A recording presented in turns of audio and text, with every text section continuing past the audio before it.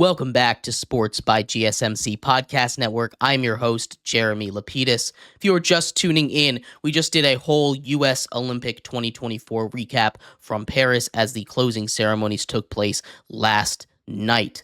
In this segment here, we're going to take a look at the NFL preseason also taking place over the weekend. We had, of course, 6 rookie quarterbacks take action on the field. We'll take a look at all of them. Who did the best? Who did the worst? We'll take a look at everyone and what we expect from them in the future based off of these for their first action in the NFL. But before we get into that, remember, if you would like to be an even bigger part of the show than you already are, all you need to do is go to gsmcpodcast.net. Or if you are on YouTube, you can hit that super chat button. It should be right next to the chat option. If you do either of those things, a message should pop up on the bottom of the screen for you, me, and everybody else everyone else around the world to see.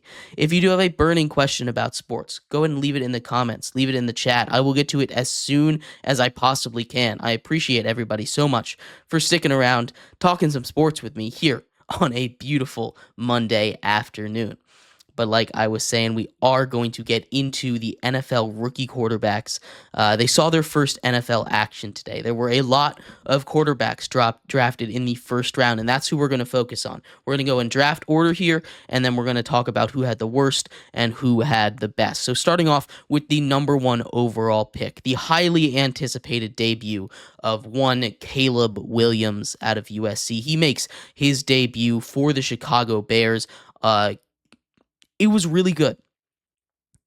It was everything you wanted to see out of him and more. I mean, obviously, you want to see some touchdowns, but leading 2 scoring drives in your first NFL action is great, and he looked like everything you wanted him to. He came out, had some zip on the ball, made all the right reads. Like I said, led the Bears to 2 scoring drives, and I cannot imagine the excitement that Chicago fans are feeling right now.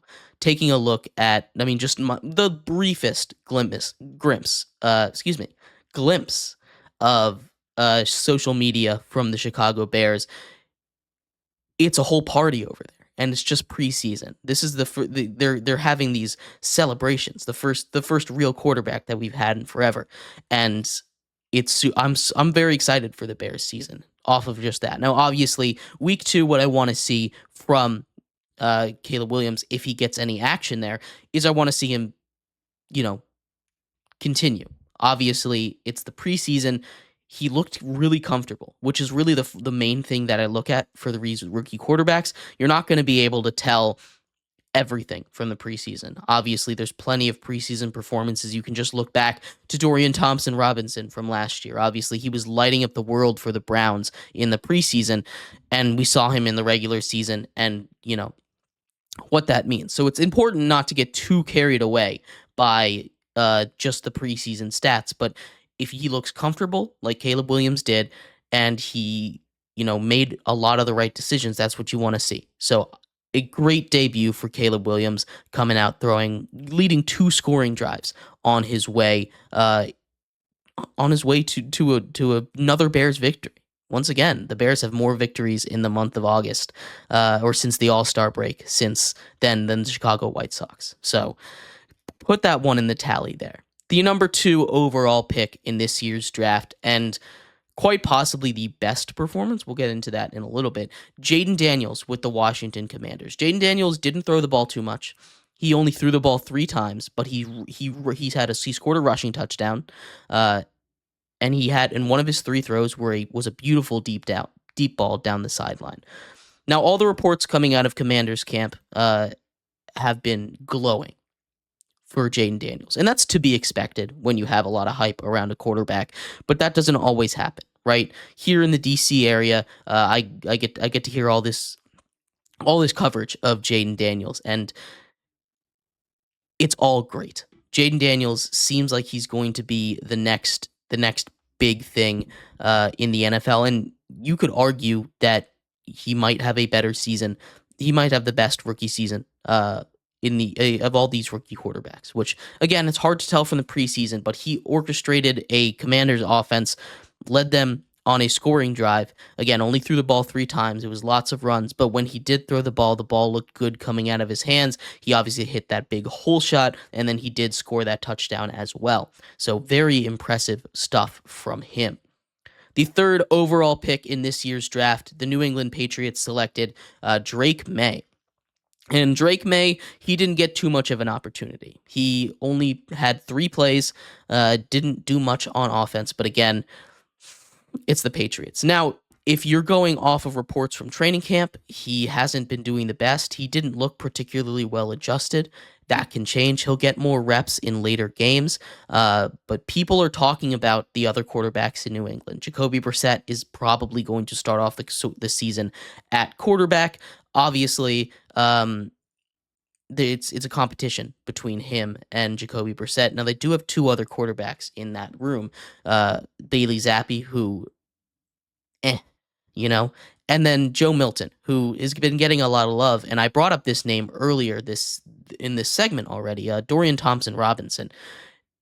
Now, I'm not going to say, yep, they're the same, but he's an athletic young quarterback who's looked pretty good in the preseason. He's got a cannon of an arm. He's got all the tools, and there's no reason why. And if you just look at the tools, you could see why people say he could be this great quarterback. But you look at him in action in Tennessee, he wasn't that good. You look at him in action against, when it really matters, he hasn't really been able to step up to the plate. And now he's getting this hype again. Joe Milton is getting the hype that, hey, he might be the starter in New England. And I want everyone to just remember lessons of last season, right? Remember what happened last year. Take a quick step back. There's no reason for you to jump on the Joe Milton train just like that.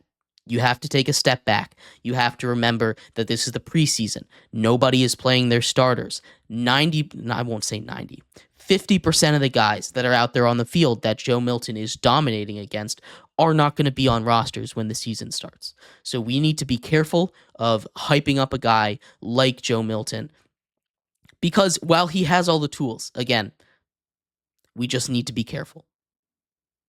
We don't want to, push him into conversations where he shouldn't be.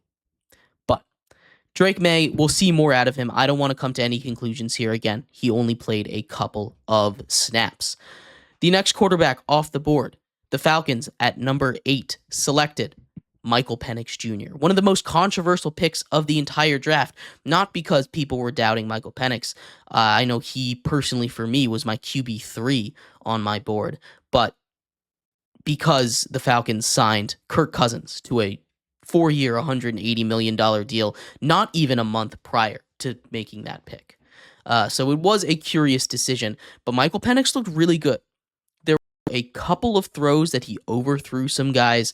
His mechanics need a little work sometimes. He'll drop his front shoulder every once in a while, but, that's just part of his game. He was really accurate. Some of the receivers kind of sold on a couple of the routes that they ran, stopping early, or not, being an elite receiver there. Obviously, having elite receivers helps out your quarterback.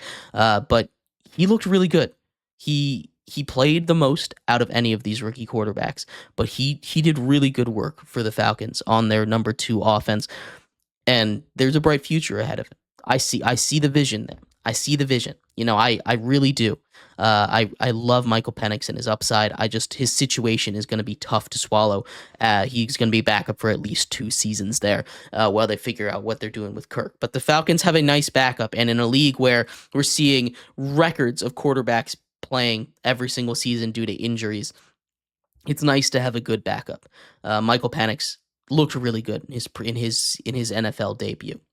Next quarterback off the board was J.J. McCarthy. J.J. McCarthy of the Minnesota Vikings really rose his stock. I know I was really low on him, but he looked good. I talked about how the only team that he would work on was the Vikings, but he didn't even have his best weapons out there, and he still looked really good, throwing for 2 touchdowns, just being really efficient. He was the 3rd most efficient quarterback of the entire week in the preseason. Now, I know that doesn't say much.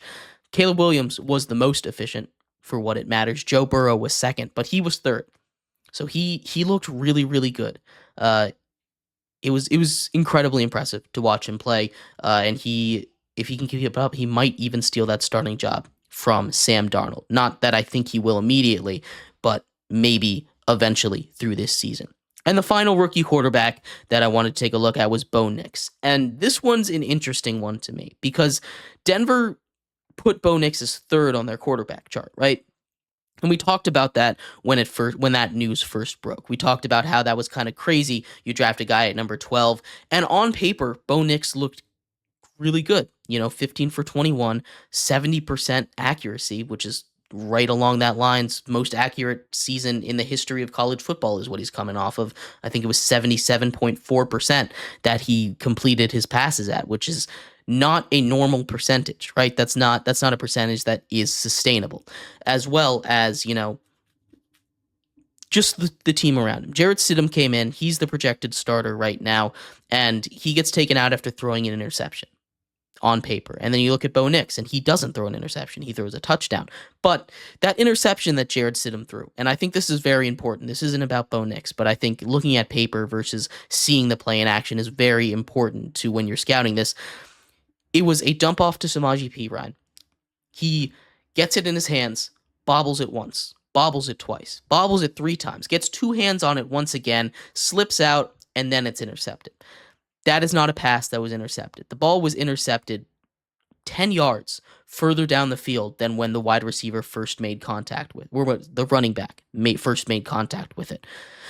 That is one of those interceptions that I know people say it all the time. It shouldn't be attached to the quarterback. They're absolutely right. There's no way that interception should have gone on his stat line. That's just how it is. Sometimes stats need to be revised a little bit, but that's why there are other non-traditional interception stats out there. But getting back to Bo Nix, he looked good. Now, it was what we expected of him. It was a lot of little dump-off passes. It wasn't really too much downfield. He did throw a touchdown in the flat. It looked like a dangerous throw. I think if the defender was a little faster, that was a house call because it looks like he was baiting him, and he kind of floated it in. He kind of didn't put as much mustard on the throw to the flat as I think he should have. It was it looked kind of dangerous to me. So Bo Nix, while his stat line looks really good, it wasn't one of those performances where I'm sitting here like, oh my goodness, he needs to start immediately. I need to see a little more out of him. And maybe that's my bias there saying, hey, it's just the preseason, because I'm not a Bo Nix fan. I don't think he should have gone in the first round at all. But that's my diagnosis of the rookie quarterbacks. I think Jaden Daniels had the most impressive start. JJ McCarthy is up there raising his stock, as well as Caleb Williams. Really all 6 of them did really good. There weren't too many flaws with all of them. They all came out and they looked comfortable, which is rare to see in a rookie class. Drake May probably sits at the bottom of the ladder, but again, he only got 1 drive. So we're not gonna dogpile on him too much. But I'm very impressed with this rookie quarterback class, and I'm excited to see what they do next week. We'll break down their weeks next week as well once we get more action from the rookie quarterbacks. Anyway, we're going to take a quick break here, and we're actually going to go head down to the college ranks here in our next segment. We're going to take a look at the AP Top 25. The preseason college poll came out today. We're going to go through it. We're going to see which teams were overrated, which teams are underrated. We're going to go through all 25 teams here from the first AP college poll. College football is right around the corner. I could not be more excited. So stick around for that. We'll be right back here on Sports by GSMC Podcast Network.